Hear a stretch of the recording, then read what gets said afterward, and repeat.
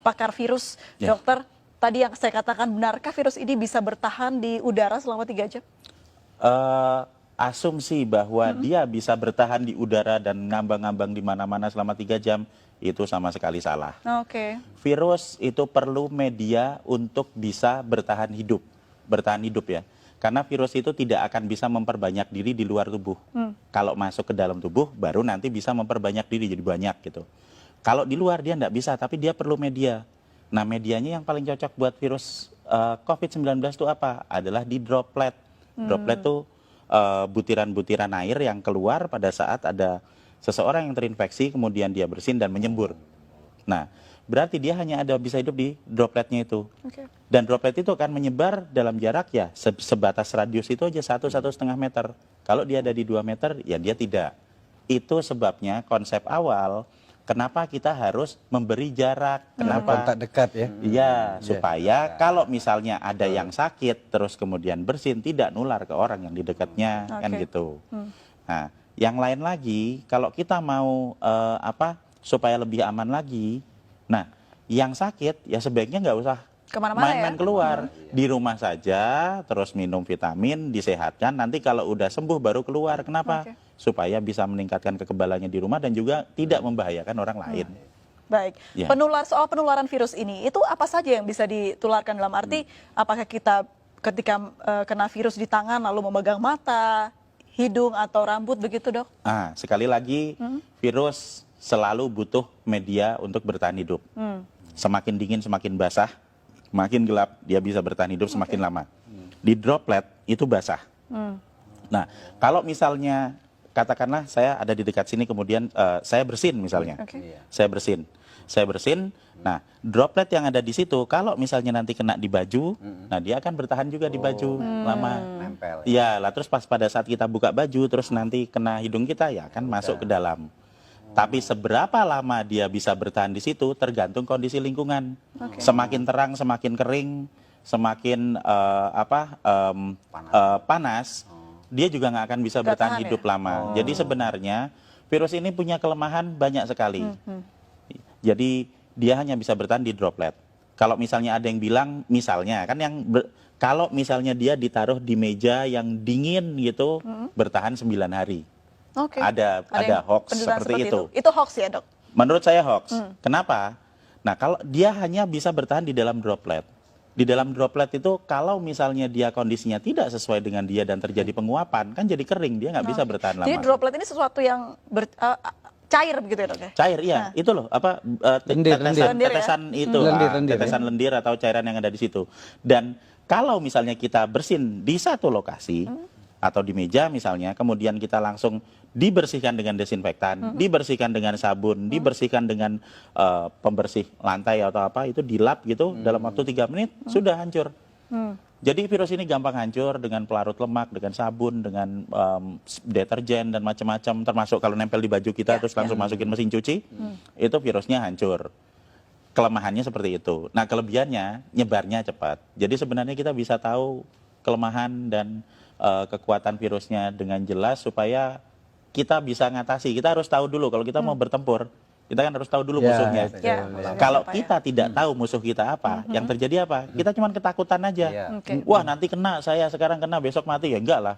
Kalau dari segi virusnya atau ya faktor dia bisa tumbuh begitu, apakah benda yang dia hinggapi begitu ya, Dok, ya, itu mempengaruhi juga si virus ini bertahan hidup begitu, seperti di plastik berbeda dengan di kayu mungkin? Iya, semakin dingin dia bisa bertahan hidup semakin lama. Tapi permasalahannya di sini adalah bukan seberapa lama dia bisa ada di situ, seberapa ingin kita dia hidup.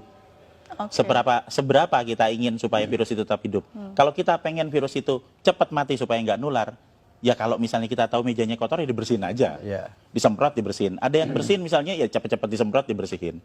Semakin kita diamkan paparan virus yang ada di situ, ya dia akan bertahan semakin lama.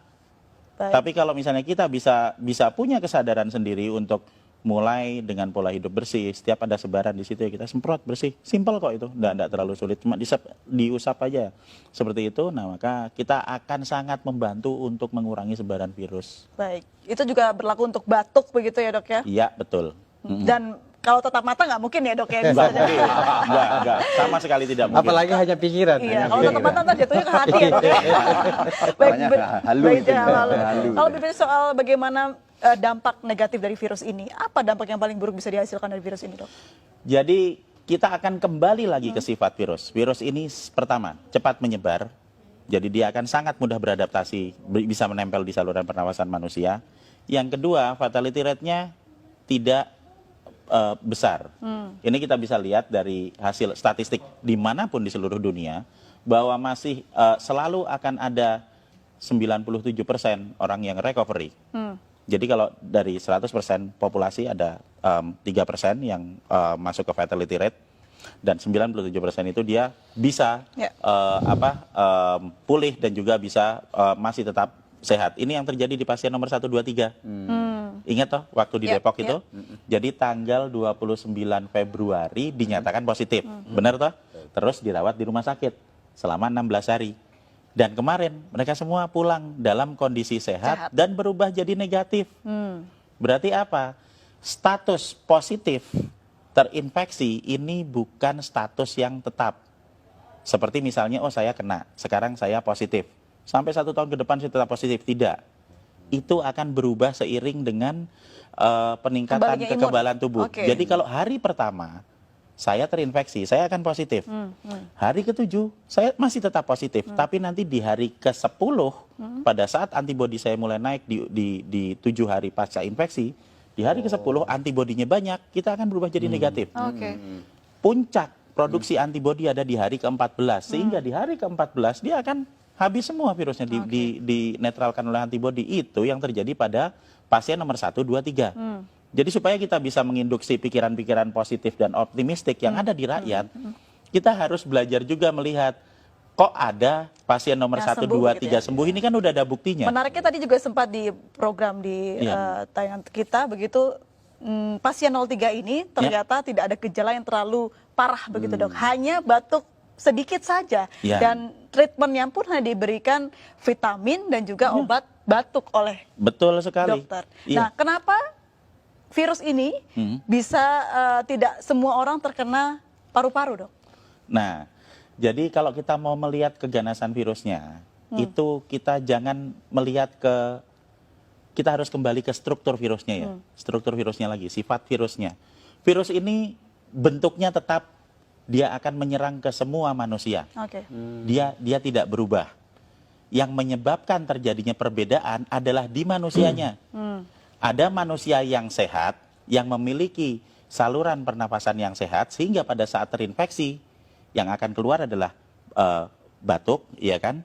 Kemudian nanti bersin, pilek, kemudian dia demam sampai paling 5 hari. Dan kemudian di hari ke-7 dia akan mengalami recovery. Dan di hari ke-14 dia full sembuh, persis seperti pasien nomor 1, 2, 3. Tapi untuk orang-orang yang berada di dalam grup dengan resiko tinggi, misalnya yang udah berusia lanjut. Kalau orang usianya lanjut, kemudian dia nanti akan memiliki pengurangan dalam hal produksi antibodi karena usianya udah lanjut. Ini usia berapa tahun ke atas dok? 60 tahun? Di statistik itu dia ada di usia antara 70-80. Itu di statistik datanya. Terus yang kedua, manusia dengan komplikasi penyakit, diabetik misalnya, atau hipertensi, atau stroke, gitu kan. Dan yang ketiga adalah manusia yang memiliki riwayat gangguan pernapasan, misalnya TBC, misalnya bronkopneumonia, bisa jadi juga asma. Maksudnya adalah saluran pernapasannya sudah mengalami kerusakan sebelum ditempeli virus, sehingga pada saat ketempelan COVID-19 akan lebih parah. Itu yang menyebabkan terjadinya ada angka fatality rate 3%. Nah, jika kita akan fokus ke 3% ini, berarti kita akan berbicara mengenai grup dengan resiko tinggi, sehingga yang seharusnya lebih diperhatikan adalah yang di grup dengan resiko tinggi ini untuk dapat prioritas ke rumah sakit. Kenapa? Supaya rumah sakitnya nggak penuh, dokternya nggak repot. Jadi nggak ada yang baru pertama kali kena sekarang, baru demam sebentar, terus waduh besok saya mati langsung ke dokter. Nggak seperti itu. Kita mendahulukan grup dengan resiko tinggi, sehingga tidak semuanya harus masuk rumah sakit. Nah, kita harus memberikan edukasi gimana caranya supaya kita bisa melawan virusnya yang ada di luar tubuh, meningkatkan antibodi yang ada di dalam tubuh secara mandiri, supaya kita semua nanti bisa ngatasi virusnya. Pertanyaannya, ketika seorang yang pasien positif sudah sembuh begitu, Ya. akankah dia bisa positif kembali? Ya, Bisa. bisa. Jadi kita berbicara mengenai masalah sebaran virus. Oke. Jadi satu hal yang harus kita pahami dulu, ini imunologi basic adalah bahwa kalau saya pernah kena virus, misalnya saya pernah kena virus COVID-19, nah tubuh saya akan punya data tentang virus ini. Sehingga pada saat nanti saya kena lagi, saya akan kebal. Pertama kali kena, antibodi saya akan keluar dalam waktu 7 hari. Untuk yang infeksi pertama. Tapi nanti begitu infeksi kedua saya kena lagi, itu nggak usah nunggu 7 hari karena Oke. sudah ada datanya di sel memori. Saya akan mengeluarkan dalam waktu 24 jam, sehari langsung kebal. Ini prinsip dasar kenapa kita semua harus divaksin. Oke. Jadi kita kasih virusnya dulu, dikenalin, supaya nanti kalau ada lagi, antibodi kita bisa keluar lebih cepat dan lebih banyak. Nah, jadi kalau misalnya saya sudah pernah kena, kemudian saya sembuh dalam waktu 14 hari, saya keluar ke kerumunan. Dan di kerumunan ini ada orang yang sakit, kemudian saya kena lagi. Apakah saya bisa kena? Jawabannya ya, pasti ya. Kalau diambil sampel, apakah itu akan jadi positif? Ya, benar jadi positif. Tapi apakah infeksi kedua itu akan membuat saya sakit? Tidak. Oh, Karena saya sudah punya antibodi. Dan kalau yang pertama tadi, mungkin kita ingat, hari pertama positif. Nanti hari ke-7 masih positif. Hari ke-10 bisa jadi negatif. Yang pertama, infeksi pertama. Kalau sudah saya kena lagi, hari pertama positif, nanti hari ketiga bisa positif, hari keempat sudah negatif. Karena antibodinya sudah keluar. Jadi orang yang kena corona ini sudah positif berarti punya antibodi yang besar ya, Iya. Dok ya, ketika sudah sembuh tapi. Betul. Dan dengan memberikan vitamin E dan vitamin C, kita Oke. bisa memproduksi antibodi 2 sampai 3 kali lipat lebih banyak daripada normal. Ini kan berarti kuncinya adalah imunitas. Lalu seperti apa kita menjaga imunitas? Vitamin yang banyak, tidur yang cukup, apalagi, Dok? Jadi produksi antibodi yang normal itu akan bisa dicapai jika kita dalam kondisi yang fit. Berarti apa? Berarti kita ya makan yang benar, kemudian kita istirahat yang cukup. Karena semakin banyak kita bergadang, semakin banyak kita stres dan panik bahwa kita besok mati, Nah, itu ya. itu akan sangat menurunkan produksi antibodi. Berarti Gitu. panik benar menurunkan antibodi, Dok? Iya, Oke. lah kan kita jadi panik terus, kemudian kita jadi nggak tidur, Stres kemudian jadinya. kita mau minum nggak enak, makan nggak enak, iya kan? Takut Akhirnya mati. iya kita kurang energi, akhirnya ya nggak ada produksi antibodi. Jadi sebenarnya dengan pola hidup yang sehat itu akan mampu membuat kita memproduksi antibodi secara normal. Dan pada saat ada dalam kondisi wabah, jika kita mengkonsumsi vitamin E dan vitamin C, Oke. kita akan memproduksi antibodi bisa 2 sampai 3 kali lipat dari produksi normal. Dan ini akan sangat-sangat membantu pada saat ada kondisi wabah virus. Dan yang paling utama lagi adalah sekali lagi panik dan stres itu tidak akan meningkatkan antibodi kita atau menyebabkan virus yang ada di luar menjadi berkurang. Meningkatkan antibodi dengan berpikir positif, dengan memiliki ilmu pengetahuan yang cukup bahwa sebenarnya virus ini bisa kita hadapi, kemudian konsumsi vitamin dan pola hidup bersih. Oke. Membunuh virus di luar tubuh dengan pola hidup bersih, meningkatkan antibodi di dalam tubuh untuk mengatasi virusnya. Dan tanpa panik, tanpa stres. Tanpa Karena- panik, Nah, tanpa Karena vitaminnya panik nggak akan membawa perubahan apapun. Vitamin E-nya dari alam itu, Prof. Mungkin Apa Iya. saja, ya. Jadi kalau misalnya vitamin E atau vitamin C akan ada banyak di apotek. Mereknya apa? Ya terserah beli aja di sana ada banyak. Kalau misalnya tidak ada, kita bisa menemui banyak vitamin E itu ada di kecambah atau tauge itu, Oke. brokoli.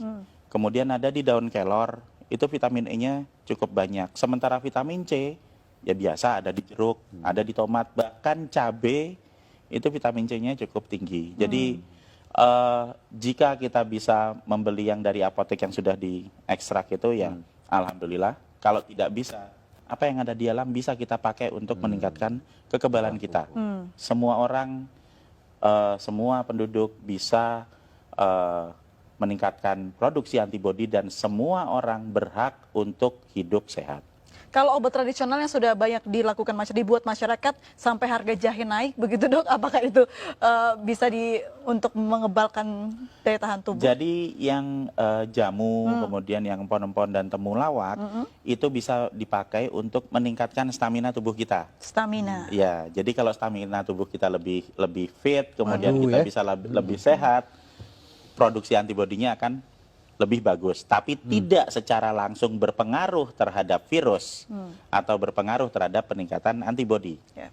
Kalau mau yang langsung berpengaruh terhadap peningkatan antibodi, ya ditambah vitamin. Jadi vitamin E, vitamin C bagus.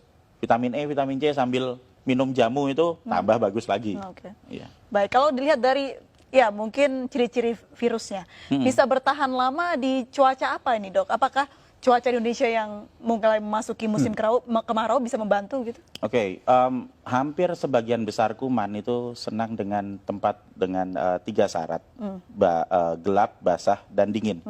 Semakin basah, semakin gelap, semakin dingin, itu dia akan bisa bertahan hidup semakin lama di situ. Oke. Jadi kita harus menyesuaikan dengan kebutuhan virusnya. Kalau kita ingin virus itu tidak ada di lokasi kita, ya kita bikin tempatnya yang terang, yang panas, ya kan, kemudian yang kering. 3 syarat itu terpenuhi, virus itu akan lebih cepat hancur. Kira-kira berapa bulan virus ini akan berlalu? Perkiraan saya, mungkin kita belajar melihat dari Wuhan. Wuhan dia mulai 2019 berarti Desember, Januari, Februari, Maret, dia 3 bulan. Berarti ya mungkin kita akan paling lama 3 bulan. Tapi dengan kondisi di negara kita yang tropis, sinar ultravioletnya banyak, Ya. mungkin kita bisa jadi lebih cepat dan akan lebih cepat lagi kalau semua masyarakat mau bersama-sama memulai pola hidup bersih. Ya, ini kuncinya ya. Iya, karena virus itu kan dia akan hidup di lingkungan, bukan cuma di dalam tubuh kita doang, ada yang di dalam tubuh, ada yang di luar tubuh. Kalau semua orang, semua rakyat kita mulai pola hidup bersih, mulai bersihin tangan, mulai untuk menjaga jarak. Kalau kita tahu resikonya, orang yang sakit ya jangan keluar, di rumah aja dulu. Kemudian kita sering bersih-bersih rumah, sering ngepel rumah. Kalau kita pulang ada baju, langsung masukin cucian. Itu akan mempercepat pemulihan negara kita. Jadi kita tidak bisa bekerja sendiri, kita harus bekerja bersama-sama. Supaya apa? Supaya nanti wabah ini bisa cepat selesai dan semua orang bisa cepat sembuh. Baik. Dan sesudah itu nanti mungkin 3-4 minggu lagi kita bisa ketawa bersama-sama. Berarti tingkatkan imunitas dan jaga pola bersih hidup sehat Betul. begitu ya dok Ya. ya. Baik, rupanya sekurang kita Setuju? harus berbincang ini begitu ya, tapi waktu juga yang harus Setuju. memisahkan kita. Baik, terima kasih dokter, Ya, terima kasih Pak sama-sama, Trubus, terima Pak. kasih Ya, Pak terima kasih. Bahtiar Ya. sudah berbincang bersama kami pemirsa. Demikianlah Indonesia Bicara malam hari ini. Saya Aprilia Putri pamit dan sampai jumpa.